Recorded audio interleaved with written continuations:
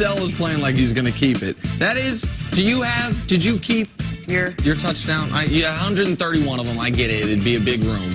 But do you have any particular ones? Your first, maybe? I do have them, but do I have them out on display and everything? No, I don't. I have them all in one certain spot, and actually I'm going to give them all to my daughter. My daughter wants all my stuff that I kept, all my jerseys, all of my Hall of Fame. She made sure, hey, you got a wheel? I need to make sure all that stuff goes to me. Because your son, Deron, he don't care nothing about that stuff. I need to make sure that I get it handled. I was like, I got you, Monterey. It's like, make sure you sign a piece of paper so I get it. So, yeah, we do have those things. Very important. Emmett famously kept every single one of them. He'd go put it in the cooler after he scored, and he scored a bunch. But when you said all the balls, you didn't keep all 131, or you did? No. No. Okay. The special ones. The special ones. All right, very cool. Yeah. And by the way, happy belated birthday to Monterey from last week. You were off the show, I think, the day of her birthday. So happy birthday to her. Good stuff. All right, time now for some stories to start your morning. Guess what, guys? The Nathan Peterman era is over. Again.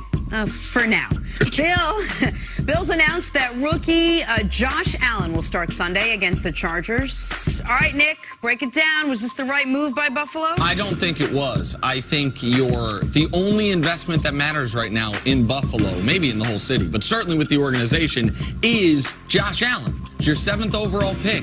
Your offensive line's a mess. The Chargers, contrary to what you saw last week, do have a good defense, and you're throwing him out there way before he's ready. And so, no, I don't think it's the right decision, even though Peterman is obviously not a starting quarterback. The reason why it's the right decision is because you want the team to continue to practice hard. And the best chance for them to win this week is not Peterman. If you put him in there, you know what you're telling the rest of the team? We're not trying to win, all right? This guy's played awful. The last few starts, they've been bad. Put the kid in there. At least you keep the enthusiasm of the team practicing as if we're trying to win. It's the best decision for this week. You cannot play as bad as he did last week and expect to be a starting positional player, regardless, quarterback or any other position.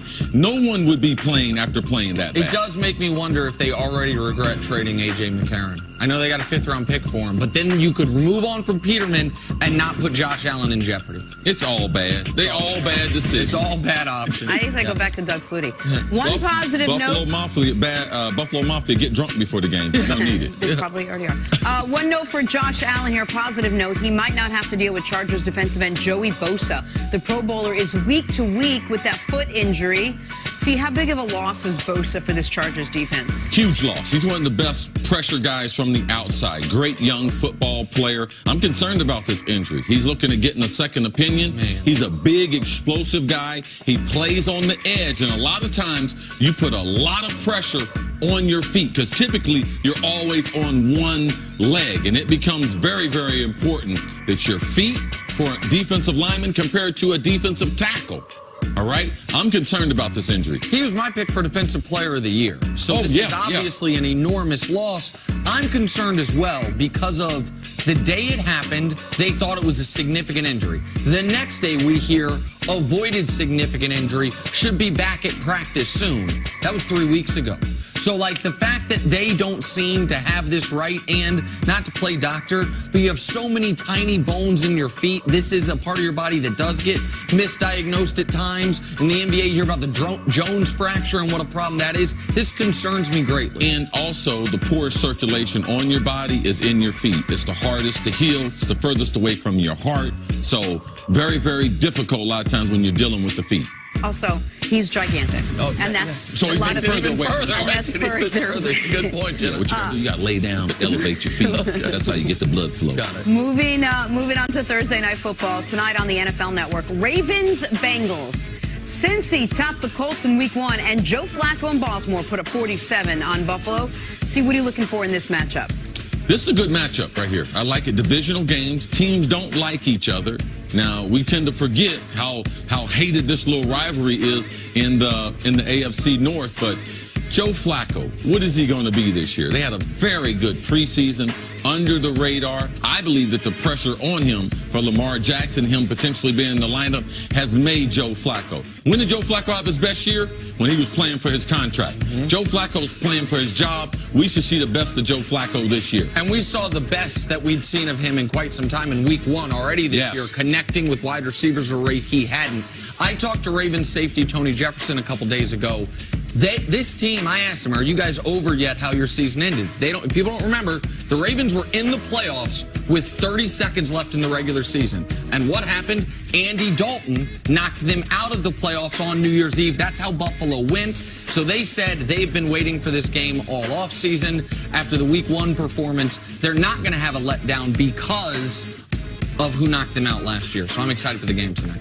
All right, let's finish in the NBA. Big news for former MVP Russell Westbrook. He underwent arthroscopic surgery on his right knee. Most likely will miss the entire preseason, could miss OKC's first few regular season games. Nick, break it down a little, put it in perspective. How big of a deal is this for Russ now? This is incredibly concerning to me. Not because he's going to miss time. I don't care about that. This is his 4th surgery on his right knee. Russ was a guy who famously never missed a game in junior high, in high school, in college, in his first few years in the NBA.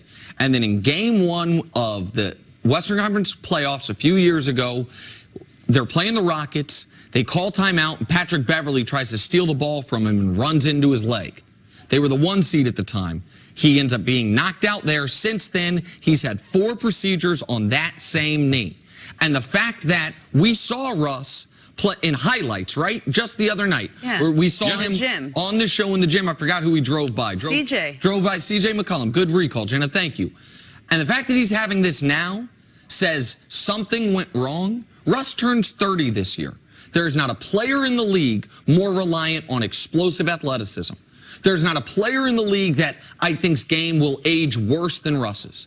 And he just has to hold off aging because he's not a great shooter. He's not super efficient. He is just a super freak athlete. So when I saw this news, this is one of my favorite players. It's really concerning because if he even loses 10% of that fast twitch, then he is a totally different guy on a super max contract. I'm concerned about the injury, and Nikki, you and I talked about it. It's a big point that you're making as far as we saw him practicing where he was almost a full. I mean, he made an unbelievable step-through move and dunked on a bunch of people in the lane. Now, that was with the knee. So what's been happening as he gets ready for the season, because we're too close to the season, there's only 2 things could have happened. That the knee was injured. He's already had 3 surgeries on it, and he thought that the rest and some rehab would heal the knee. Obviously, it didn't. Or he re-injured it recently while he was playing. Those are the 2 things. Now, the way I can take away some of your concern is if Russ does this. If OKC, if they allow him to take his time coming back, don't rush him back, allow him to miss some games or whatever he needs to till he's healthy. Because trying to play on that gimpy knee and then trying to make it to May, playing basketball late into the playoffs, those 2 things I don't believe go together. And they do have a competent guard that they can play. They got Schroeder in the Melo trade. They got him. Yeah. He is a NBA starting point guard. Russ, don't rush yourself back. And this is going to be the most critical time for Russ's career. It wasn't when KD and them left. He went on to win the MVP. So, because he's already done that. The most important now was how does he grow his game?